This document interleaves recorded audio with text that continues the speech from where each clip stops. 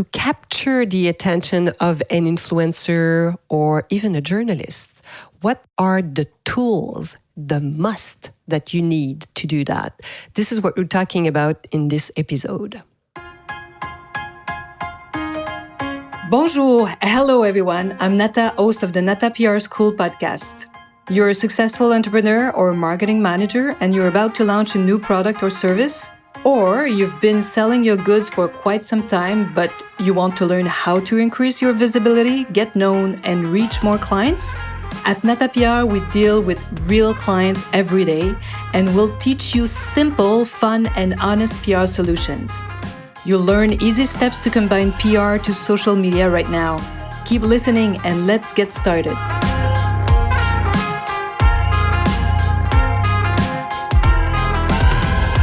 Bonjour, hello, and welcome to episode 127 of the NATA PR School podcast.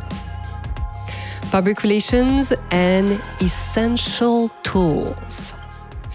In this episode, I'll be talking about point 4, step number 4 of the NATA PR model to how to create a public relation or even a social media campaign with journalists or influencers, of course. If you've been asking yourself what tools you need to get people talking about you, this is the right place. So keep listening. So you have identified why people would talk about you. You have a written, very good press release, and you have about anywhere between 5 and 10 journalists, influencers. You could even have a small list with 5 and start with 2, 3 influencers, 2, 3 journalists. You're ready to send your press release. But what else do you need? But before I start talking about what you are missing, I want to congratulate you and tell you that you have about 80% of the essential, which is, the information, the text.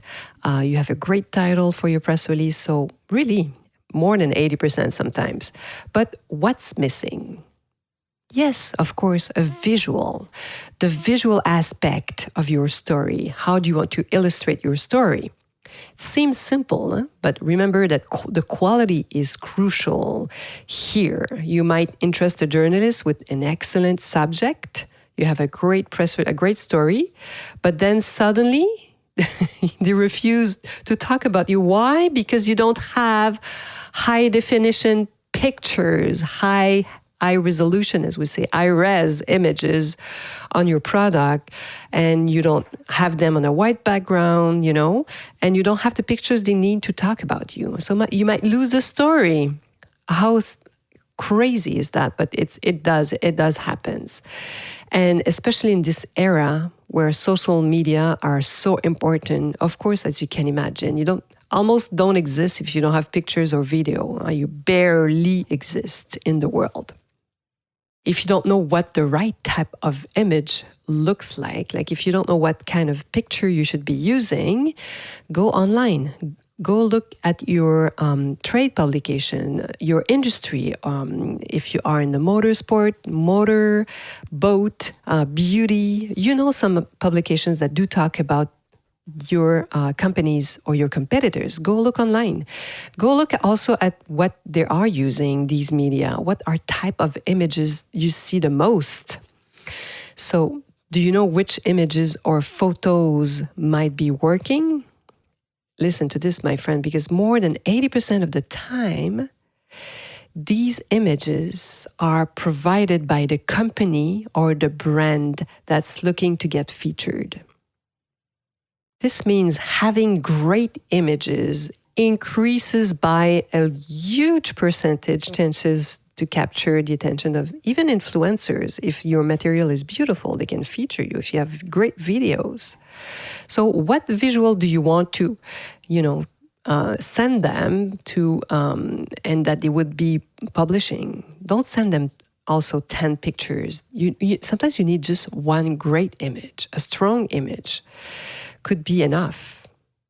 But don't underestimate the power of images at your own peril.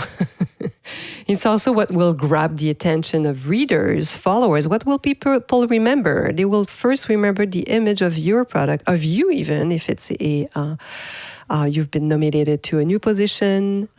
So you need a great picture of you. Don't underestimate that. This is what will stay also online for maybe many years, maybe forever. At the agency NATA PR that I founded and created, we know what works, and it's kind of our second nature because this is what we do on our daily work. But that said, we love when we find someone that did a survey and has information about what we're talking about, what we know because we've been doing it for so long. But there's nothing better than a survey and percentages and really like statistics. I love that, as you probably know if you've listened to some other podcasts before. Every year, Cision, a company that I've been talking about a few times, Cision, CISION, they do this amazing survey that they call State of the Media. They talk to about 3,800 journalists across approximately 200 and 160 media outlets and spanning about 117 regions, countries across the world. And this is a great survey. And listen to this. This is what they found. So over the last 6 months, these 3,800, almost 4,000 journalists, what did they use the most? Yes, 80%, 81% use images in their articles. 46% they use videos. 41% use infographics, designs, and probably graphics. 39% use social media posts. This is a number increasing every year. So 81% use images. So if you don't have a big budget, what do you must invest in? Yes, still pictures, even today. But know that what you publish on your social media platforms might be used because, once it's out there, it's public. So anyone can use it. Know that. So media can take it and put it on their website if they wish and if they think it illustrates the article they're writing about. So more than half of journalists, 54%, go so far as to say that they would be more likely to cover a story if provided with multimedia. So you need pictures, really. This is a must. Going by journalists, most use multimedia elements from the last half of 2021. Images may be the fastest way to get out of journalists' inboxes and into the editorial calendars. That's what the study says. So worldwide, 81% of journalists have recently used pictures, 47% video, and followed by 41% for graphic design, social media posts 39%. Huge numbers. So imagine how you increase your chances to be featured if you send them beautiful, beautiful material. Well, journalists also, not only influencers today, are really, really obsessed by audience metrics, the number of people reading them, subscribers. So they are looking to really attract on their website and in their newspaper or magazine. So they need for that to have great visuals. It makes complete sense that they are turning into increasing, any multimedia or information to extend their stories, right?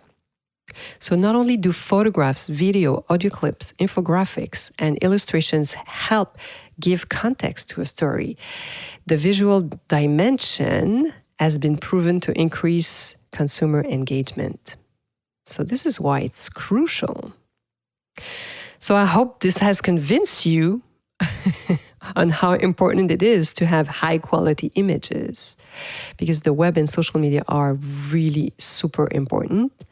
But you don't know where to start. You don't have a photographer. Sometimes, if you look at some pictures, if you look carefully, you might have a credit by a photographer, or look online. There are so many photographers, young photographers. Ask them to send you pictures, do a little test with them, ask them if they're open to, do a test with you, pay them for the test. And then if you're convinced that it's interesting, you don't need like hundreds of pictures. Sometimes you need only one amazing one. It's good to have 2 or 3 at the most. but make sure to have quality images. It's crucial.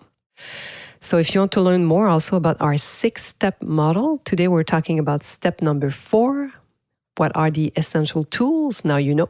Visuals, visuals, visuals, still pictures for sure.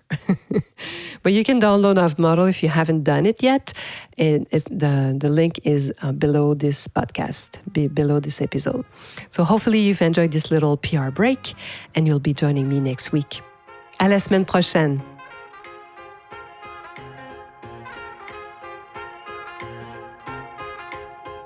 Hey, you want to learn more about how to implement PR strategies? Head on to natapr.com and get on our list. You will also receive the NATA PR model on how to create a successful PR campaign. If you want to become a client, just send us an email to nata@natapr.com. Talk to you next week. À la semaine prochaine.